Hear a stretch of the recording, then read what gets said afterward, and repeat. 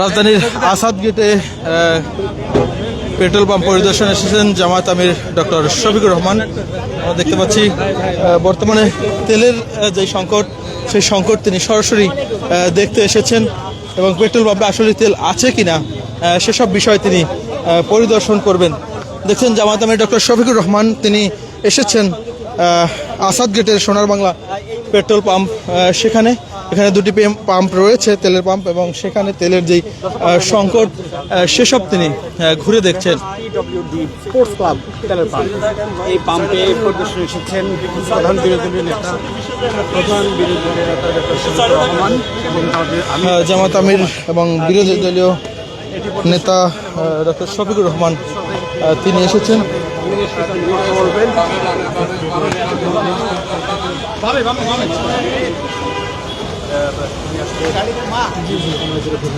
কতক্ষণ পরে এখানে আসলো?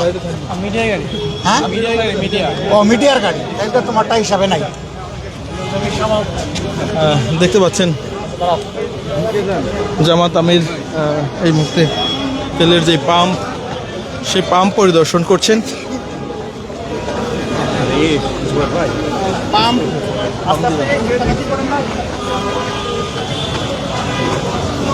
তেল পাম্পে আসলে তেল আছে কিনা সেসব তিনি দেখবেন।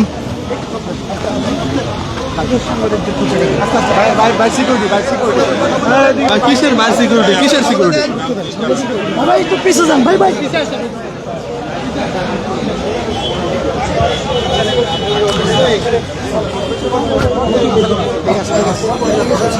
আপনারা কার কি দায়িত্ব এখানে কার কি দায়িত্ব আপনাদের? সবাই তিনজন কেসে আছে। ও সংসদ ভবনের ড্রাইভার। তুমি কি অবস্থা আপনাদের একটু বলেন তো। আমাদের তো অবস্থায় যে তেল আসেনি, তেল আসে না, আমাদের প্রয়োজন 3 গাড়ি, পাই আমরা মনে করেন 1 গাড়ি। কিন্তু সরকার তো এটা বলে না। সরকার বলে যে তেলের সরবরাহ স্বাভাবিক আর মজুদ আগের চেয়ে ভালো। লাইন লাগবে কথা বলা হচ্ছে যে আগের থেকে এখন তেল বেশি বিক্রি হচ্ছে। আগে তো লাইন ছিল না এরকম। আচ্ছা, আগে আপনারা যে পরিমাণ তেল পেতেন এখন কি সেই পরিমাণ 24 ঘন্টায় পান? না, 1 গাড়ি করে পাইছেন। আগে কয় গাড়ি পাইতেন? 3 গাড়ি পেতাম আগে 3 গাড়ি পাইতেন, এখন 1 গাড়ি পান। 1 গাড়িতে তো আপনারা সামাল দিয়ে উঠতে পারবেন না, এই জন্য লোকরা ঘন্টার পর ঘন্টা দাঁড়ায় আছে। কিন্তু সরকার যেটা বলতেছে, আমাদের জ্বালানি মন্ত্রী যে বিবৃতিটা দিয়েছেন, তিনি বলেছেন যে আগের চাইতে বেশি তেল বিক্রি হচ্ছে পাম্পগুলোতে। তা আপনারা যদি আগের চাইতে 3 ভাগের 1 ভাগ পান, তাহলে বাকি বিক্রি করেন করতে, তাহলে এই কথাটা সত্য না? তাহলে ওই কথাটা সত্য না? শুনছেন আপনারাও, আমরা শুধু শুনি না, এটা তো এখন লাইভ হয়, সারা দুনিয়া শুনে। বাস্তবতা আর ওনাদের কথা এক না, এই তো। আচ্ছা, আপনারা কি বেশি দামে একটু কায়দা করে তেল মাঝে মাঝে বিক্রি করেন? আপনারা করেন না, এবং সেটা একদম ফ্রন্ট ডোরে, ব্যাক ডোরে কিছু নাই। 120 টাকা অকটেন বেচে আর 100 টাকা ডিজেল, এটা মিটারে দেওয়া আছে সব। আমাদের মিটারে আগে আপনারা টোটালি কত ব্যারেল পাইতেন? আমরা ধরেন যে 3 গাড়ি যদি হয়, পরিমাণ হচ্ছে 40,500 লিটার। আচ্ছা, 40,500 লিটার। আর এখন পাচ্ছেন 13.5 13.5, অনেক সময় 18 দেয়, আমার কোনো সময় 26 পেলে 2200 দেয়। এমন তো না যে এখানে কিছু নিলেন আবার বাইরে অন্য জায়গায় কিছু নিলেন না, ওরকম না। এই যে এখনই সিন্ধুক খুলে নিয়ে গেলো পে অর্ডার বানাতে। ব্যাপার হয়েছে কি, আমাদেরকে একটা কথা সংসদের ভিতরে বলা হচ্ছে, আমরা বলি মহান জাতীয় সংসদ, পবিত্র জাতীয় সংসদ বলি না? তো সেখানে একটা কথা বললে তো এটার হিসাব দিতে হয়, আমাদের হিসাব নিতেও হয়, আমাদেরকে দুইটাই দেওয়া লাগে নেওয়া লাগে। এই জন্য আমরা বাস্তবে এই অবস্থাটা বোঝার জন্য এসেছি। বলবেন যে এর আগে বুঝেন নাই, না, হ্যাঁ বুঝেছি। কিন্তু এখন আমরা প্রত্যেক লেভেলে যাচ্ছি, যারা বিক্রেতা এবং যারা গ্রহীতা, তাদের উভয়ের কথা আমরা শুনতে চাচ্ছি, তারা কি বলেন আসলে। তা আপনাদের কথা এবং আমাদের সংসদের কথা মিলছে না, ডিফারেন্ট হয়ে যাচ্ছে। আসলে দেখেন, এই সংকটটা আমরা তৈরি করি নাই, আমাদের সরকারও তৈরি করে নাই। এইটা বিশ্বে একটা যুদ্ধ শুরু হয়েছে, তার একটা কুফল হিসাবে আমাদের গায়ে পড়েছে। কিন্তু আমাদেরকে সত্য কথা বলতে হবে, আমাদের বাস্তবে যা সমস্যা আছে এটা তুলে ধরবে, সবাই বুঝবে, তখন কেউ অসহিষ্ণু হবে না, ধৈর্য ধরবে। কিন্তু আপনি যদি বলেন যে সবই আছে, তাই তো লোকরা বলবে তাইলে আমার সবই দাও। আমরা এখানে যেমন গাড়িগুলোতে জিজ্ঞেস করলাম, একটা গাড়ি বললো যে আমি সকাল 5টায় আসি, একটা বললো গতকাল রাত 9টায় আসি। কালকে রাত 3টার দিকে আছে স্যার, ওই যে গাড়িগুলো। হ্যাঁ, রাত 9টার লোক আছে বলে যে পরে আমি যখন কাছে চলে আসি এখন জানি যে তেল নাই। তা আমি কি করবো, আমি তো এখানে পড়ে আছি। অথচ বলা হচ্ছে যে একে গাড়ি বারবার তেল নিয়ে বিক্রি করছে, এই জন্য তেলের ডিমান্ড বেড়ে গেছে, আগের চাইতে বেশি বিক্রি হচ্ছে। এই কথা একেবারেই অসত্য, কেউ স্বীকার করে। সবাই বলছে সারাদিনে একবারই পাইনি, তাও আমাদেরকে সর্বোচ্চ 2000 টাকা দেওয়া হয়। আর মোটরসাইকেল বলতেছে আপনারাই সাক্ষী যে 500 টাকার আমরা সর্বোচ্চ পাই, নিজে 300 250 এক এক পাম্পের অবস্থা অনুযায়ী সেই রকম আমাদেরকে তেল দেওয়া হয়। তো কারই টাকা পড়ছে 8 ঘন্টা 10 ঘন্টা 7 ঘন্টা 5 ঘন্টা লাইনে দাঁড়িয়ে এইটুকু তেল নিবে, সে বাধ্য হয়ে নিচ্ছে জরুরি কাজ সারা। আমরা দুঃখিত যে আমরা একদিকে জনগণের ন্যায্য চাহিদা পূরণ করতে পারছি না, অন্যদিকে জনগণকে আমরা মৃত্যুক বানায় ফেলতেছি। এটা আসলে জাতীয় লজ্জা, এটা আমাদের খারাপ লাগে। ভাই সত্য কথাটা বললেও অসুবিধা কি? আমি তো আগেই বলেছি এই সংকট এ সরকারের সৃষ্টি হয়, এইটা ইরান ইসরায়েল যুদ্ধের কারণে হয়। তো সবাই মিলে আমরা বুঝবো, সেইভাবে চলবো। তো মিথ্যার আশ্রয় নেওয়ার তো দরকার নেই, জনগণকে ধোঁকা দেওয়ার দরকার নেই। ভালো থাকবেন ভাই। আর আমাদের অনুরোধ, আপনারা যা পাবেন স্বচ্ছতার সাথে এই কাজটা করবেন, পাবেন না কি করার আছে। Thank you. আমার সাথে এমপি সাহেব আছেন, সাইফুল আলম খান মিলন সাহেব, উনি 12 নম্বরের ঢাকা 12 এমপি। ভাই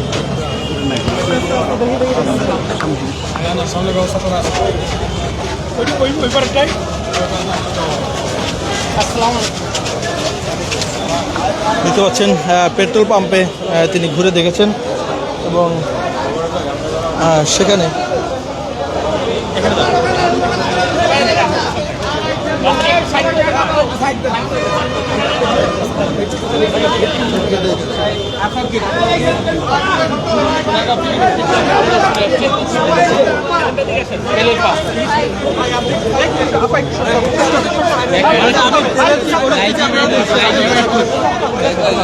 একজন সরকার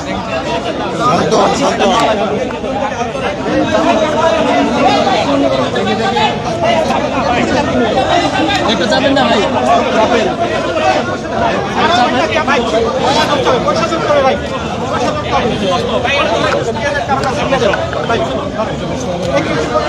বাইরে ভাই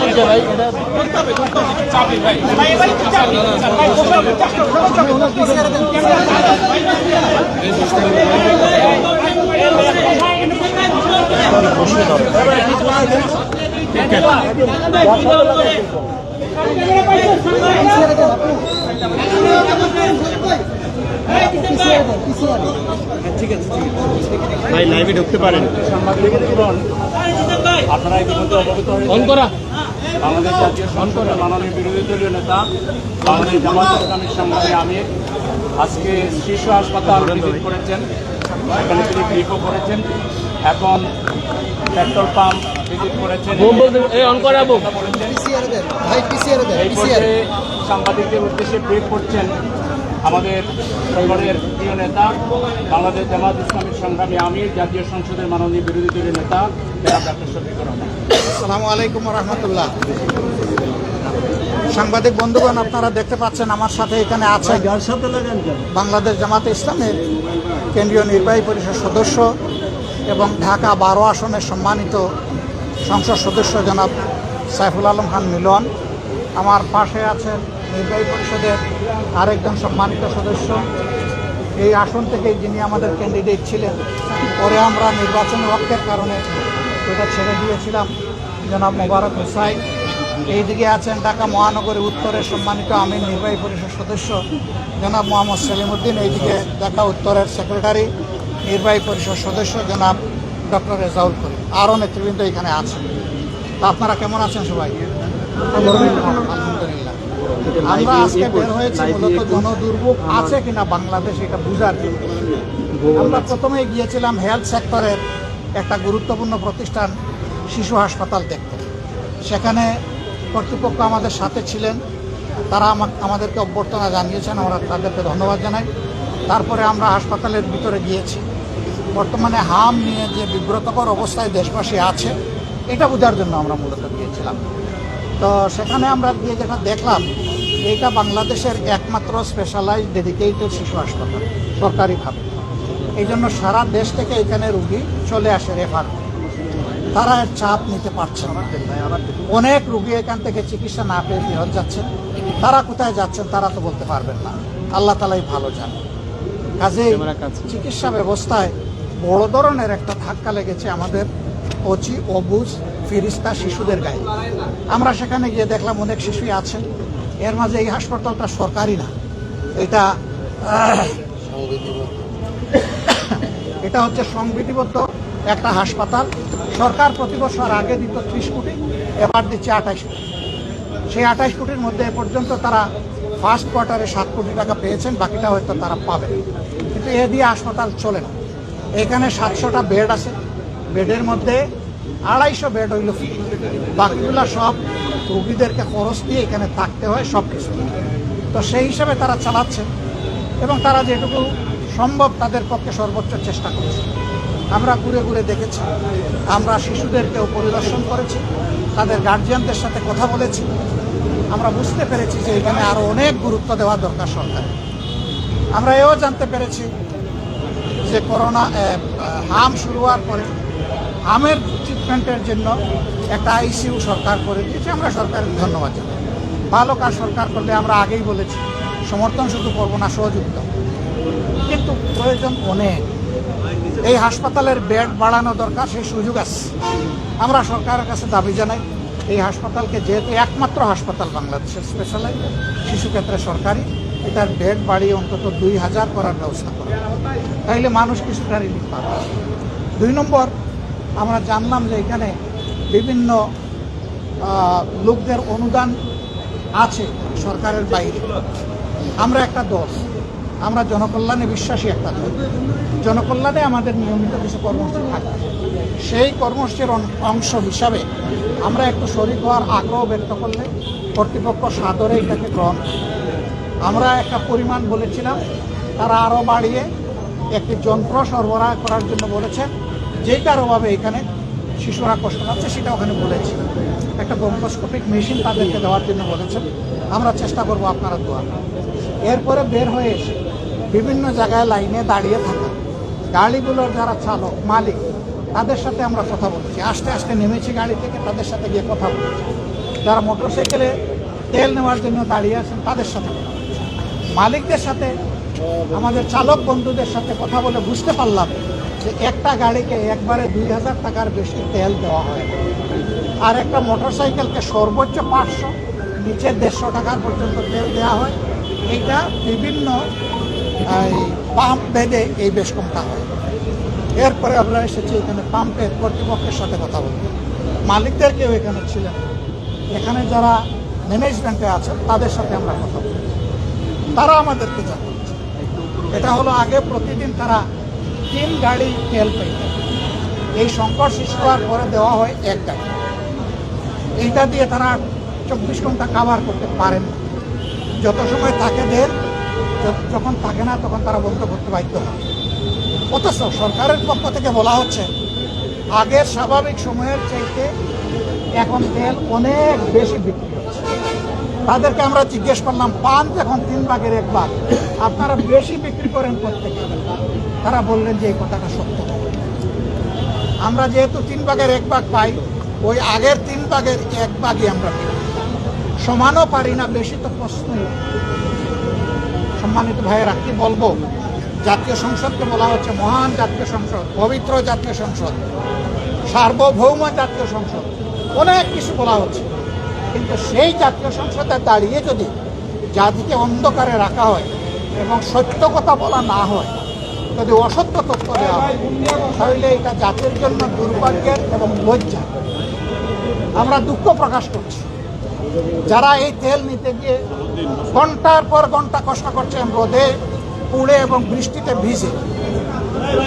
আমরা যদি পারতাম তাদের দুঃখ দূর করার মতো কিছু আমাদের হাতে থাকতো, আমরা সেটা করতাম। আমরা এখন যেটা পারবো, আপনাদের হয়ে এখন কথা বলবো যে আমরা গিয়েছি, হাওয়ায় বসে কথা বলছি না, এসিতে বসে কথা বলছি না। আমরা ওখানে গিয়েছি গরমের মধ্যে, অল্প সময় হলেও আমরা তাদের সাথে থেকেছি, কথা বলেছি, বুঝেছি। এই চিত্র এখন সংসদে আমরা নিয়ে এসেছি। আমরা এটা বিশ্বাস করি এবং স্বীকার করি, এই সংকটটা এই সরকারের তৈরি না। এই সংকট তৈরি হয়েছে বিশ্বের যুদ্ধে লাগার কারণে। তাহলে এখানে লুকোচুরির কি আছে?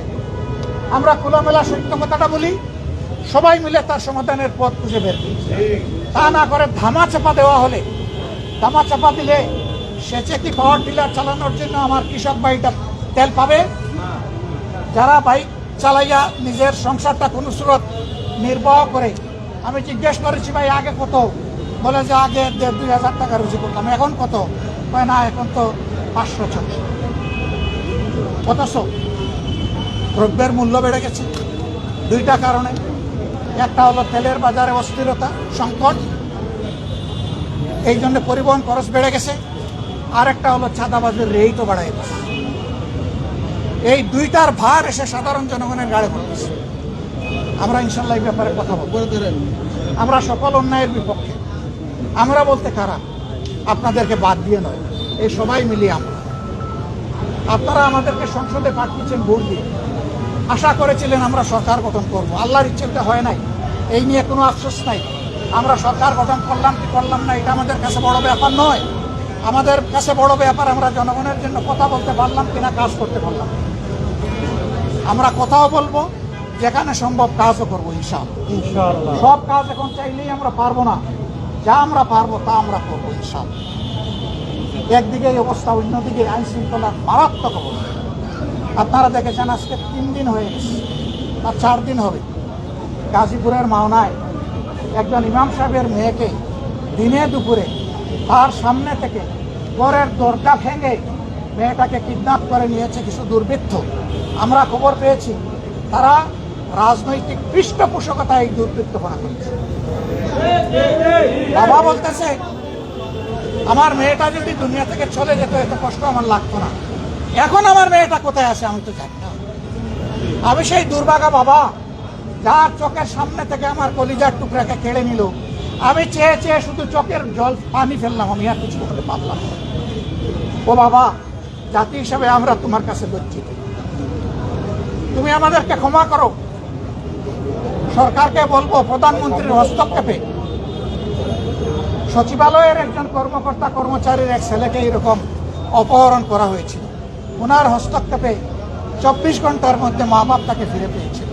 আমি বলবো আপনার প্রশাসন ব্যর্থ হয়েছে, এখন আপনি হস্তক্ষেপ করে এই নিরীহ নিষ্পাপ মেয়েটাকে তার বাবা এবং মায়ের বুকে ফিরে দেন। এবং আপনারও একটা মেয়ে আছে, অন্তত আপনার মেয়েটার মুখের দিকে তাকাইয়ে ওই মেয়েটাকে তার মা বাপের কাছে, আর যাতে কোনো দুর্বৃত্ত বাংলাদেশে এটা করতে না পারে। এই জন্য ওই দুর্বৃত্তদেরকে আইনের আওতায় এনে কঠোর শাস্তি দেন।